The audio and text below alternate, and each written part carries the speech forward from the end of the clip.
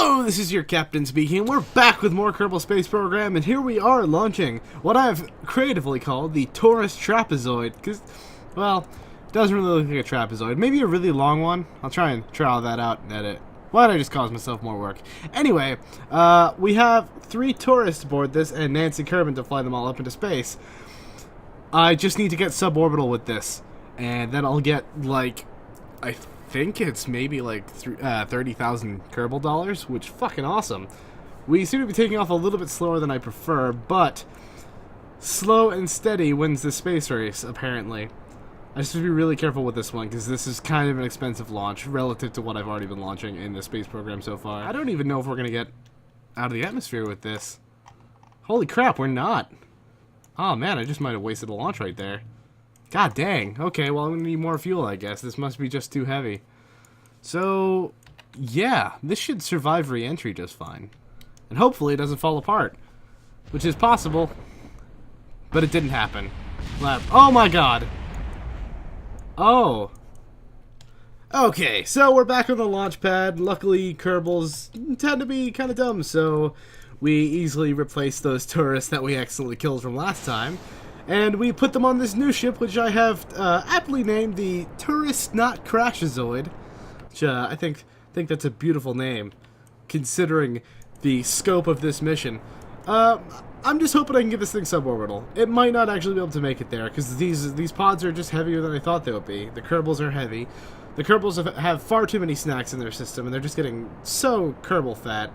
But as long as we can get out of the atmosphere on this mission, hey, that's money for me. And if not, well, I'm wasting a lot of money, so that's unfortunate. So I'm just gonna continue on my ascent here, which looks pretty good so far.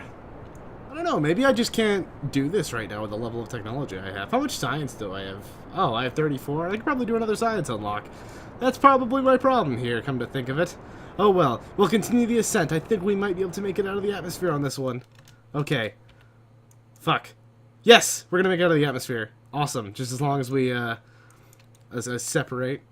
There we go. We got a heat shield on the bottom and, well, parachutes all over the ding-dang place on this thing. I really do not want it to crash, because that would be a waste of a mission. Cool, looks like we're going suborbital on this. Get it out of the atmosphere. Yeah, almost there. Boom. Boom, we're suborbital. 3 contracts just popped. 2,900, 2,900, 2,900. Okay, not quite as much as I was hoping, but hey, we still made some money, and we got a bunch of reputation back for not killing Kerbals. I call it a good mission. I'm a horrible judge of character, but I call it a good mission. Okay, now we're gonna make ourselves re-enter here. And we're coming down over land, so we might have a bit of a hard impact. I have to learn to deploy my chutes a lot earlier now that the game is updated, because it seems like they really nerfed the shit out of parachutes. Deservedly so, because they used to be able to get down to like 500 meters, and then you're good. As long as you're 500 meters, you have your chutes open at most speeds, actually. You could be able to save your Kerbals, but not in this, evidently. So I'm going to pop one of my chutes as kind of a drogue after I have re-entered, and hopefully I won't have any problems with this. I need to tilt myself any specific way. I don't want to... Don't tilt. What are you doing? Fight it. Fight it. Oh god. Okay, our heat shield looks like... Heat shield held. Heat shield didn't even go anywhere. Okay. I'm deploying chutes now because I panicked. If this rips apart, everyone on here has a parachute. And hopefully we'll only lose a minimal amount of tourist Kerbals. They knew the risk when they signed up for the mission, especially after watching the first Kerbal trapezoid, the tourist trapezoid crash and burn into a million pieces. So they knew the risk. It's not my fault if they crash. It's totally my fault if they crash. But I'm not going to claim responsibility for that as an irresponsible person. So we're descending. We're at 81 meters per second. Our chutes have not fully opened yet. So I think we would be moving slow enough now. We can't hit the ground at this speed, obviously. But once our chutes open, which is coming up soon... Alright, awesome. We slowed right down to 6.2 meters per second. We might have a bit of a hard landing and lose a chute or two on the side. I think we'll be absolutely fine, though. Hopefully. I think, should I land us on our side or should I land us on our heat shield? Because I could stand to lose the heat shield at this point. Just angle myself up and plop myself down on my heat shield butt. 5.5 meters per second. Gonna get closer to the ground in the interest of timing in the video. And we are about to touch down. Let's hope it's a safe one. Come on. Boom. Awesome. Nobody died this time. That's a really big improvement. Why have I built a craft with a solid fuel booster as its main stage? Because of motherfucking contracts! Okay, so I went off screen and I did some contract missions for you guys, and whoops, I accidentally killed Nancy Kerbal and Valentina. But now we have a new pilot, Phoebe Kerman, because fuck those other guys, am I right? It doesn't really matter. Whatever. Longevity of Kerbal lives. Kerbals are expendable, and that's fine. I'm fine by that. But this is the Reckless Endeavor Mark 6, although I'm sure at this point it's probably like Mark 10 or whatever, because I don't count my missions very well. I like to be like the Russians and not name a mission until it's successful. I like that idea because it doesn't show my many sparklingly glorious failures. Okay, I gotta be careful because this thing is shaking like the dickens. I'm gonna stage right here. Oh hey, they didn't collide, that's a shame. And I'm gonna start doing a very careful gravity turn. Hopefully not lose control, because I have lost so much control today. It is driving me bananas. Okay, we seem to be doing pretty good at not flipping over and going crazy. Now that we got these stability fins, these AVR8 winglets, they do help a lot with my stability. Because that's getting incredibly irritating. Just this whole flipping out thing once you reach a certain altitude. I don't understand why it's happening. Please help.